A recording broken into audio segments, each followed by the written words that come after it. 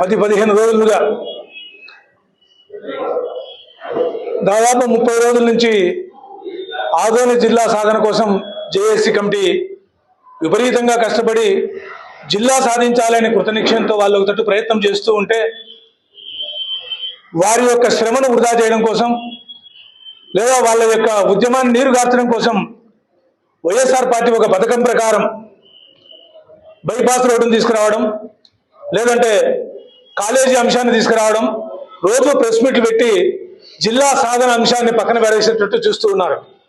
జిల్లా సాధన అనేది చాలా ఇంపార్టెంట్, చాలా ముఖ్యం మన ఆదోని పట్టణానికి కానీ, ఆదోని తాలూకాకు కానీ, చుట్టుపక్కల ఉన్నటువంటి నియోజకవర్గాలకు కానీ.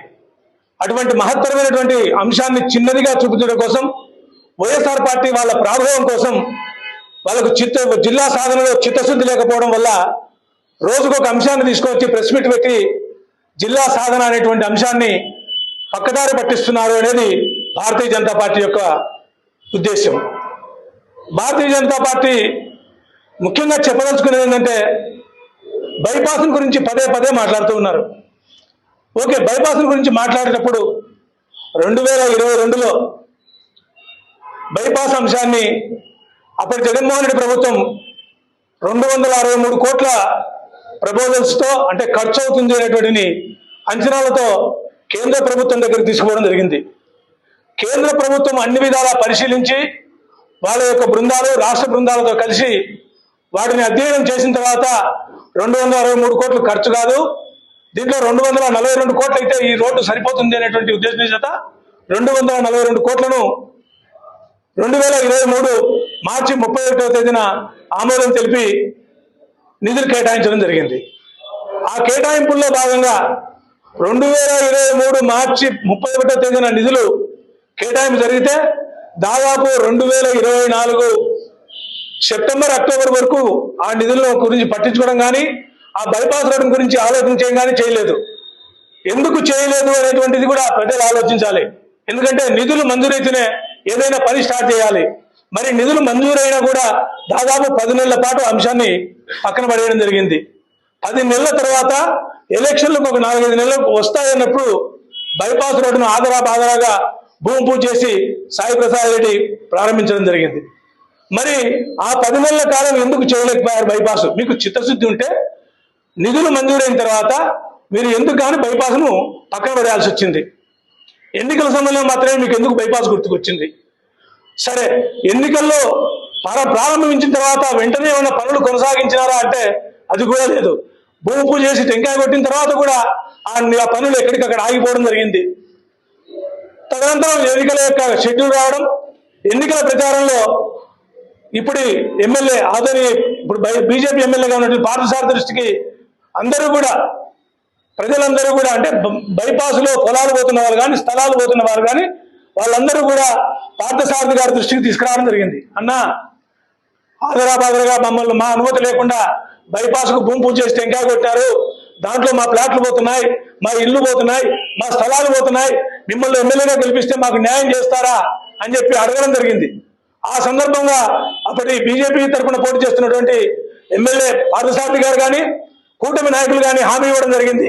మీ అందరి అనుమతితోనే, మీ అందరి ఆమోదంతోనే బైపాస్ను ప్రారంభిస్తాం తప్ప, బైపాస్ను కొనసాగిస్తాం తప్ప మీకు ఎటువంటి పరిస్థితుల్లో మీకు విరుద్ధంగా చెయ్యము అని చెప్పి ఆ రోజు ఎన్నికల వాగ్దానంలో మన బీజేపీ ఎమ్మెల్యే పార్థసారథి గారు మాట ఇవ్వడం జరిగింది. ఇచ్చిన మాట ప్రకారమే బైపాస్ను ప్రారంభం చేయడానికి ఎలక్షన్లు అయిపోతున్నాయి, ఎందుకు ప్రారంభం చేయలేదు అని కూడా మీరు ప్రెస్ మీట్లు పెట్టమంతా అడుగుతున్నారు. ఎన్నికలు గెలిచిన తర్వాత 8 నెలలు మీరు ఎందుకు గెలిచలేదు, మీరు లంచాల కోసం పడినారా, ఒప్పందాలు కుదరక లేట్ చేసినారా అని మీరు అడుగుతున్నారు. అది మీరు కాదయ్యా అడగాల్సింది, ప్రజలు అడగాలి. ఎందుకు అడగాలి అంటే ఎప్పుడైతే ఆయన ఎన్నికల్లో వాగ్దానం చేశాడో ఆయన ఒకే మాట చెప్పాడు. సబ్ కలెక్టర్ గారు కానీ, కాంట్రాక్టర్లు కానీ పిలిపించి, అయ్యా నేను ఎన్నికల్లో ప్రజలకు ఫ్లాట్లు పోయిన వాళ్ళకి కానీ, స్థలాలు పోయిన వాళ్ళకి కానీ నష్టం జరగకుండా బైపాస్ను కొనసాగిస్తాను, పూర్తి చేస్తానని మాట ఇవ్వడం జరిగింది. కాబట్టి ఎవరైతే బాధితులు ఉన్నారో ఆ బాధితులందరినీ ఒక చోట కూర్చోబెట్టండి, వాళ్ళందరినీ కూర్చోబెట్టి వాళ్ళందరినీ ఒప్పించి బైపాస్ ప్రారంభం చేస్తాము అని చెప్పడం జరిగింది. ఆ చెప్పిన క్రమంలో ఒక 3-4 నెలలు అంటే ఎవరైతే బాధితులు ఉన్నారో వాళ్ళు వివిధ ప్రాంతాల్లో ఉన్నారు, ఒక ఆదోనిలోనే లేరు, కొంతమంది బెంగళూరులో, కొంతమంది రాయచూరులో, కొంతమంది వివిధ ప్రదేశాల్లో ఉద్యోగస్తులుగా నివసించుతుండడం వల్ల వాళ్ళందరినీ ఒక చోట చేర్చి ఒక డేట్ నిర్ణయించి సబ్ కలెక్టర్ ఆఫీసులో కూర్చోబెట్టడానికి దాదాపు 4-5 నెలలు సమయం పట్టింది. అయినా ఆయన వదలకుండా ఒక 4-5 నెలలు సమయం తర్వాత అందరినీ సబ్ కలెక్టర్ ఆఫీసులో కూర్చోబెట్టి ఎమ్మెల్యే గారు హాజరై, అయ్యా ఈ బైపాస్ అనేది ఆదోని అభివృద్ధికి ప్రధాన అంశము, ఇది లేకపోతే ఆదోని పట్టణంలో రోడ్లు ఇరుకుగా ఉండడం వల్ల, రద్దీ ఎక్కువగా ఉండడం వల్ల మనకు ఈ ట్రాఫిక్ సమస్యలు ఎక్కువగా వస్తున్నాయి, ప్రమాదాలు జరిగేటువంటి అవకాశం ఎక్కువగా ఉంది. కాబట్టి మీరందరూ పెద్ద మనసు చేసుకొని మీకు నేను ప్రభుత్వం ద్వారా వచ్చేటువంటి కాన్సన్ట్రేషన్ కాకుండా ఇంకా ఎక్కువ ఇప్పించడానికి నేను ప్రయత్నం చేస్తాను, మీరందరూ దయచేసి ఒప్పుకోండి అని వ్యక్తితో మనిషితో ఆ స్థలాలు ఎవరైతే పోతున్నాయో వాళ్ళందరితో కూడా వ్యక్తిగతంగా కూర్చొని వ్యక్తిగతంగా మాట్లాడి వాళ్ళందరినీ ఒప్పించి బైపాస్ ను ప్రారంభించడానికి ప్రయత్నం చేసినటువంటి వ్యక్తి ఆదోని ఎమ్మెల్యే పార్థసారథి గారు. ఆయన లంచాల కోసం కాదు నిలబెట్టిండేది, అందరినీ ఒప్పించి అందరి ఆమోదయోగ్యంతో చేస్తే అది సంపూర్ణమవుతుంది తప్ప ఏదో మనం ఎమ్మెల్యేగా ఉన్నాం, నేనేం చెప్తే జరుగుతుంది, నేను చెప్పినట్లే చేయండి అని గర్వానికి పోయి అహంకారంతో పనులు చేస్తే ప్రజలు మళ్ళీ ఎప్పుడోసారి నాకు బుద్ధి చెప్తారు. కాబట్టి అటువంటి పరిస్థితి నాకు రాకూడదు, నేను ప్రజల్లో నిరంతరం ఉండాలి, ప్రజల ఆమోదయోగ్యం పొందాలి అనేటువంటి ఉద్దేశం చేత ప్రజలందరినీ ఒప్పించడం కోసమై ఆయన కొద్ది రోజులు డిలే చేసినారు తప్ప, డిలే చేసినా కూడా సంపూర్ణంగా ఆయన హయాంలోనే ఎప్పుడు 4 నెలలు పోస్ట్ పోన్ అయినా 5వ నెలలో పనులు కేవలం ప్రారంభించిన 1 సంవత్సరం 2 నెలల్లోనే అంతటి 7.3 కిలోమీటర్ల రోడ్డును 4 లైన్లుగా పూర్తి చేసినటువంటి ఘనత మన పార్థసారథి గారికి చెప్తుంది. కాబట్టి బైపాస్ విషయంలో రాజకీయాలు చేయాలని కానీ, బైపాస్ విషయాల్లో మీరేదో లబ్ధి పొందాలని కానీ తాపత్రయపడకండి. దయచేసి జిల్లా అనేది ప్రధాన అంశము.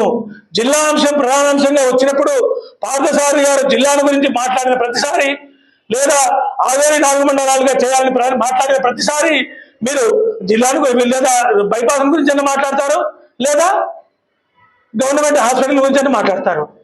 మీరు ఒక్కటి గుర్తుపెట్టుకోండి, గవర్నమెంట్ హాస్పిటల్ అనేది జిల్లా కేంద్రం అయితే ఏ జిల్లా కేంద్రానికైనా ఉచితమైనటువంటి వైద్యం అందించడానికి ప్రభుత్వం ఖచ్చితంగా ఉచిత వైద్యశాల ఏర్పాటు చేస్తుంది. అది ఎవరు చెప్పినా చేయకపోయినా జరుగుతుంది. దాంట్లో రాజకీయం చేయాల్సిన అవసరం లేదు.